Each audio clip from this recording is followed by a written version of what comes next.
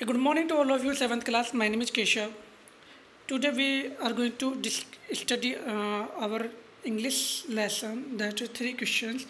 This lesson was written by Leo Tolstoy.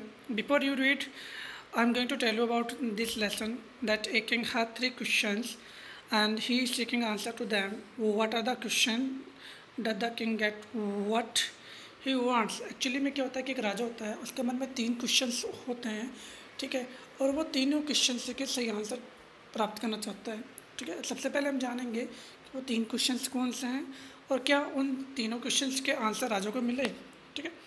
तो passage first करते हैं हम। The thought came to a certain king that he would never fail if he knew 3 things.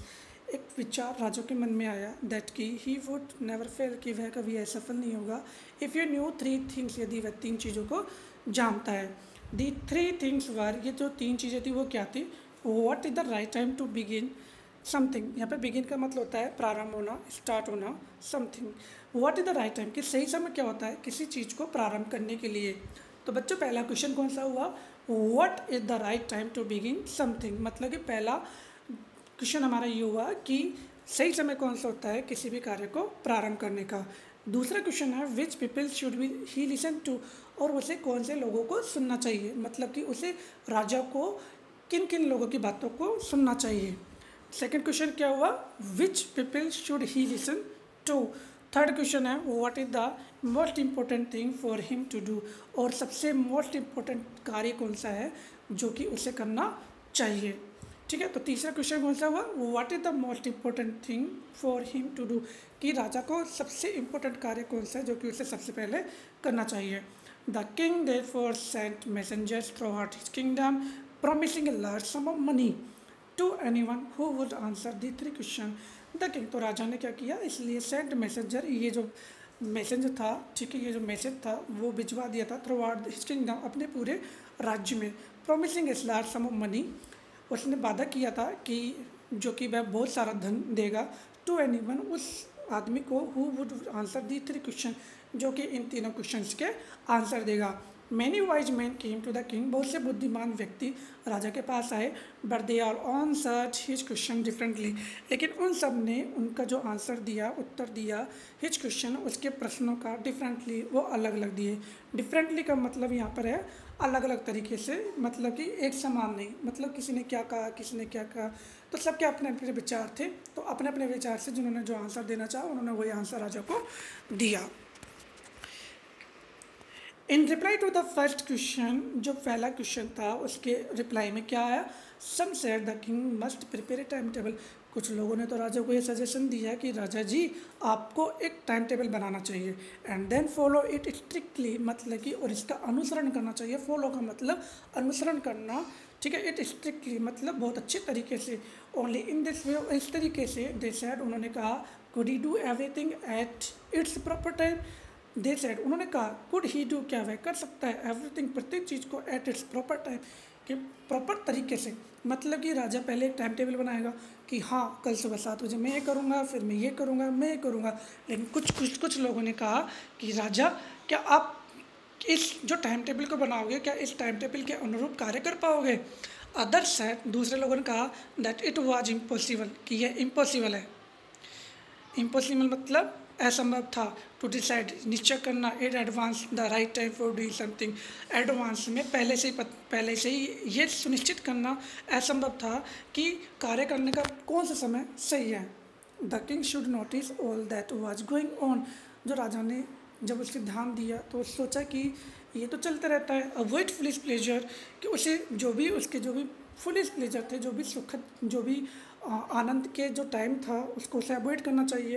And always do what ever seemed necessary at the time, और उस समय हमेशा ये करना चाहिए जो कि उसके लिए क्या हो, नेसेसरी हो। येट अदर सेड, लेकिन फिर भी बहुत से लोगों ने, दूसरे लोगों ने कहा, that the king needed A council of wise man who would help him act at the proper time. तो दूसरे लोगों ने कहा कि तो राजा को एक काउंसिल का, और वाइज मैन मतलब बुद्धिमान लोगों का एक संगठन बनाना चाहिए, ठीक है, हु वुड हेल्प हिम, जो कि उसकी सहायता करेंगे सभी कार्यों में एट द प्रॉपर टाइम, सही समय पर। This was because one man would find it impossible to decide correctly, और ये इसलिए था क्योंकि एक आदमी ने वुड फाइंड, एक आदमी ये प्राप्त कर पाएगा, ये समझ पाएगा कि it impossible to decide correctly, कि ये क्या था, इम्पॉसिबल था निश्चय करना करेक्टली पूर्ण रूप से, विदाउट हेल्प फ्रॉम अदर्स, मतलब कि किसी दूसरों की सहायता के बिना, the right time for every action, सही समय सभी कार्य के लिए, प्रत्येक कार्य के लिए। इट मीन्स कि राजा यदि टाइम टेबल बनाता है तो टाइम टेबल बनाने के साथ में राजा को क्या पता चलेगा कि कौन सा कार्य किस समय करना है, ठीक है। उसके लिए फिर उसे अलग अलग मतलब कि वाइजमैन को उसे अपने पास रखना होगा, जो समय समय पर उसे बताएंगे, सर आप 2 बज चुके हैं, आपको ये कार्य करना है, सर आप 4 बज चुके हैं, आपको ये कार्य करना है। तो इस तरीके से सब ने अपने अपने सजेशन दिए। बट देन अदर्स सर, लेकिन किस दूसरों ने कहा that there were some things which could be urgent, तो उन्होंने कहा कि उस समय कुछ भी अर्जेंट हो सकता है, मतलब कि यदि आप टाइम टेबल बनाते हो तो हो सकता है कि उस टाइम टेबल के दौरान जब आपको कोई काम करना होता है तो उस समय कुछ अर्जेंसी भी हो सकती है। The things could not wait, और ये जो चीज़ें हैं वो कभी किसी का वेट नहीं कर सकती for the decision of the council, मतलब कि जो काउंसिल के निर्णय उन पर ये वेट नहीं कर सकते, इंतज़ार नहीं कर सकती। In order to decide the right time for doing something, और इस अवस्था में कि जो समय क्या है सही कार्य को करने का, it is necessary to look into the future, ये ज़रूरी होता है भविष्य को देखने के लिए। And only magician could that, और ये जो कार्य कर सकता है वो केवल कौन कर सकता है, मैजिशियन, जादूगर कर सकता है। द किंग, जो राजा था, therefore would have to go to the magician, तो इसलिए राजा को फिर किसके पास जाना होगा, मैजिशियन के पास जाना होगा।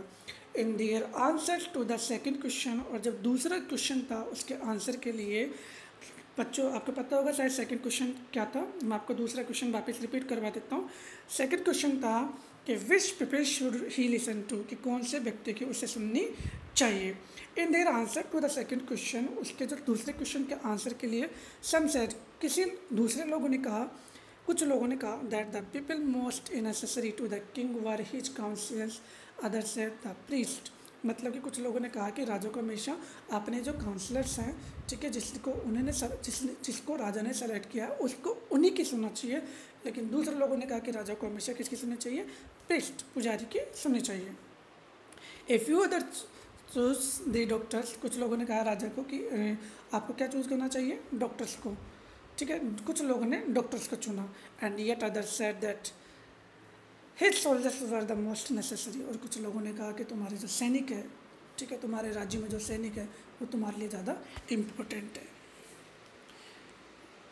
To the third question some said science, और तीसरा जो क्वेश्चन था, ठीक है, उसके लिए कुछ लोगों ने कहा कि some said science, others choose fighting and yet others religious worship, तो कुछ लोगों ने कहा कि आपको साइंस सेलेक्ट करना चाहिए, विज्ञान पर ध्यान देना चाहिए। मतलब कि तीसरा क्वेश्चन कौन सा था राजा के बारे में, आपको ध्यान होगा, मैं आपको वापस रिपीट करवा देता हूँ। थर्ड क्वेश्चन था what is the most important thing for him to do, राजा के लिए सबसे मोस्ट इम्पोर्टेंट कार्य कौन सा था करने के लिए, ठीक है। तो यहाँ पर कुछ लोगों ने कहा, क्या कहा था, टू द थर्ड क्वेश्चन, तीसरे क्वेश्चन के लिए कहा गया सम सेड, कुछ लोगों ने कहा साइंस, कि आपको विज्ञान पर ज़्यादा ध्यान देना चाहिए, कुछ ने कहा आपको फाइटिंग पर ज़्यादा ध्यान देना चाहिए, लड़ाई पर, and yet others religious worship, और कुछ ने कहा कि आपको जो धार्मिक जो पूजा है उस पर ज़्यादा ध्यान देना चाहिए। At the other answers to the his question were so different, और कुछ लोगों ने जो कि उसके जो क्वेश्चन का आंसर था वो बहुत अलग अलग दिए थे। The king was not satisfy, जो राजा था वो बिल्कुल सेटिस्फाई नहीं था उनके जवाब से, एंड गेव नो रिवार्ड, और राजा ने उनको कोई भी रिवार्ड नहीं दिया। इंस्टीड, इसके बजाय he decided to seek the advice of a certain hermit, मतलब कि ही डिसाइडेड, उसने सुनिश्चित किया, टू सीक, खोजने का, द एडवाइस, सलाह, ऑफ ए सर्टन हर्मिट का मतलब मैं आपको यहाँ पर बताना चाहूँगा। हर्मिट का मतलब यहाँ पर होता है एक साधु, ठीक है, हर्मिट होता है एक साधु। Who was widely known for his wisdom, जो कि जाना जाता था बुद्धिमानी की वजह से जाना जाता था।